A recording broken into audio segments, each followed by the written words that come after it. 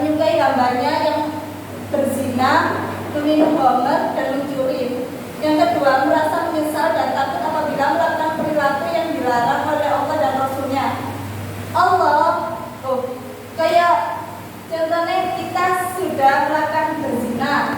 Nah, kita itu wis di rumah kayak ketemu pacar, pasti kan ono hawa nafsu, ono laku-laku, pasti kita merasa Iya. Lah terus di rumah itu kita sebagai cewek, ya Allah aku kok nyesel ya aku ono. Nek kan kayak Iya nyesal. Nyesal. Lawan zina. Yang ketiga, mentaati dan menjunjung tinggi aturan-aturan yang telah disepakati baik di rumah, di sekolah maupun di lingkungan masyarakat. Nah, seperti contohnya kalau di sekolah itu, kayak di sekolah kan SMP khususnya di apa ya? Ya di sekolah itu pihak sekolah itu nggak diperbolehkan untuk membawa HP. SMP nggak boleh membawa HP.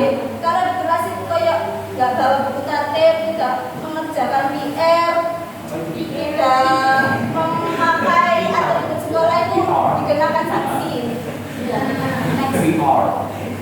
Berlaku taat pada aturan perintah ketaatan juga dituliskan oleh Allah Subhanahu wa taala dalam Al-Qur'an surat An-Nisa ayat 59. Insyaallah. Dibaca.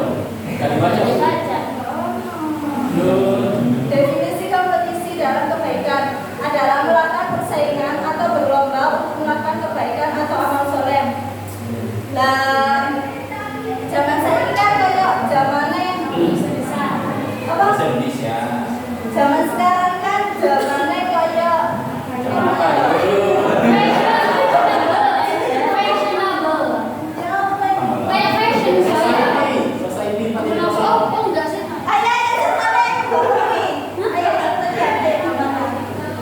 Oh, itu. Kayak bersaing untuk melakukan kebaikan, kayak selalu puasa sunnah, itu kan bersaing. Terus itu kayak mengaji tanpa harusan ketika selesai sholat fardu, tanpa harus riak. Ya betul. Mas Haji, berikan contohnya.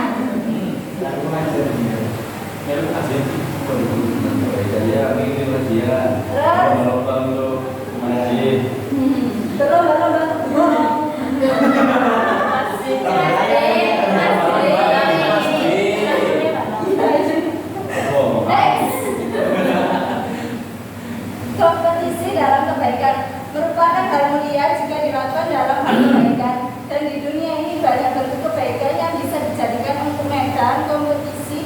Kompetisi dalam kebaikan adalah kompetisi yang diniati hanya karena Allah semata, dan niat itu yang membedakan antara kompetisi yang mulia dan yang baik. Seperti contohnya itu kan biasanya kalau di desa ya, di desa itu ya orang saya kayak meneruskan kuliah, meneruskan ke jenjang SMA kayak Yusuf ya. Terus apa ya? Mereka ngapain? Menikah, mereka itu melanjutkan menikah, dan tetangga itu yang ini, kamu sih sekolah untuk dia bisa di dapur. Terus kita itu berniat kayak kuliah, berniat semata karena ridho Allah, bukan karena kayak begini tetangga, begini di ada itu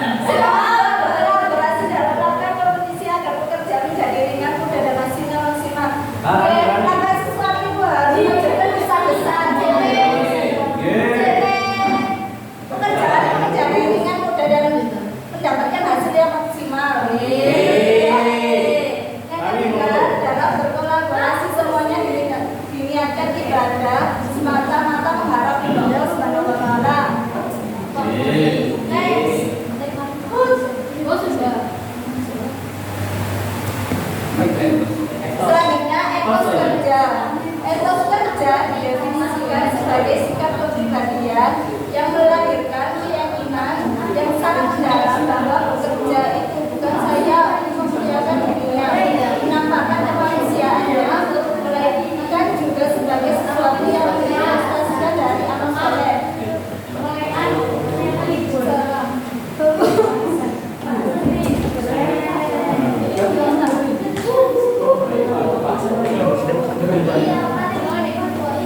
Absen. Sehingga bekerja yang didasarkan pada prinsip bukan saya merasa diri, melainkan sekaligus meninggalkan martabat dirinya, martabat dirinya sebagai hamba Allah yang digerakkan Allah untuk menjadikan dirinya sebagai sosok yang dapat dipercaya, menampilkan dirinya sebagai manusia yang amanah dan menunjukkan sikap pengabdian.